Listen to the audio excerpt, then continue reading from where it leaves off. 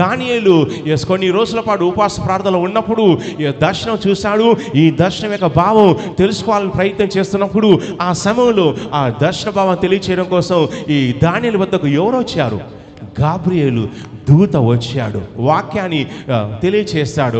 అలాగే కొన్నేళ్ళు కూడా ఇంట్లో ప్రార్థన చేస్తున్నప్పుడు మధ్యాహ్నం పూట ప్రార్థన చేస్తున్నప్పుడు ఎవరు వచ్చి నువ్వు పేతుని ఆహ్వానించు, నీ ఇంటికి ఆహ్వానించు అని చెప్పేసి ఆ యొక్క వాక్యాన్ని, ఆ యొక్క సువార్తను, ఆ సందేశాన్ని కొన్నేళ్ళకు తెలియచేసింది ఎవరు?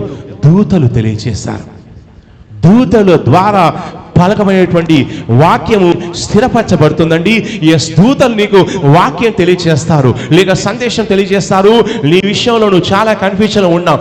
ఎవరిని మ్యారేజ్ చేసుకోవాలి, ఎక్కడికి వెళ్ళాలి, ఏ జాబ్ చేయాలి, ఏంటి నా పరిస్థితి ఏంటి, నా భవిష్యత్ ఏంటి, నా యొక్క స్థితిగతి ఏంటని నువ్వు చాలా కన్ఫ్యూజన్లో ఉండి ప్రార్థన చేస్తున్నప్పుడు పరిశుద్ధాత్మ దేవుడు తన దూతలకు ప్రత్యేకమైనటువంటి ఆజ్ఞలు జారీ చేస్తాడు.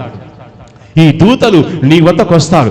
నీ కలలో కానీ దర్శనంలో కానీ కొన్నిసార్లు దైవసేన రూపంలో నీ కళ్ళకు వచ్చి ఇలా చేయాలి, ఈ విధంగా చేయాలి అని చెప్పేసి వాళ్ళు నీకు సందేశాన్ని, వాక్యాన్ని తెలియజేస్తారు. అందుచేత నువ్వు అతీత శక్తులు పొందుకోవాలంటే నిశ్చయంగా ఏం చేయాలంటే దేవదూతలతో కలిసి పనిచేయడం నేర్చుకోవాలి. ఇది చాలా ప్రాముఖ్యం.